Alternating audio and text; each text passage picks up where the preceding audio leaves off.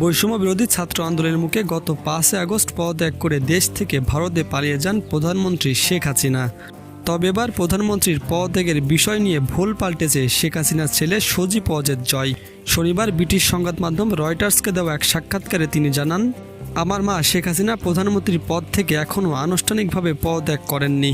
আমি যতদূর জানি সংবিধান অনুযায়ী তিনি এখনও বাংলাদেশের প্রধানমন্ত্রী। জয় এই সময় আরও জানান, শেখ হাসিনা দেশবাসীর উদ্দেশ্যে একটি বিবৃতি দিয়ে তারপর পদত্যাগ করতে চেয়েছিলেন, কিন্তু এই সময় আন্দোলনকারীরা গণভবনের উদ্দেশ্যে রওনা দেয়। আমার মা ব্যাগ গোছানোর সময়টুকু পর্যন্ত পাননি। যদিও রাষ্ট্রপতি, সেনাপ্রধান এবং অন্যান্য রাজনৈতিক দলের সঙ্গে কথা বলে সংসদ ভেঙে দিয়েছেন, কিন্তু প্রধানমন্ত্রী আনুষ্ঠানিকভাবে পদত্যাগ না করলে অন্তর্বর্তীকালীন সরকার গঠন করার জন্য আদালতে চ্যালেঞ্জ করা যেতে পারে।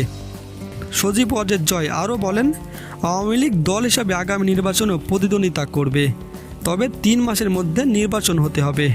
আমি নিশ্চিত নির্বাচনের মাধ্যমে আওয়ামী লীগ ক্ষমতায় আসবে, তা না হলে আমরা বিরোধী দলে থাকব। তবে যাই হোক, ভালো হবে। নিশান বাংলা টিভি, ডেস্ক রিপোর্ট।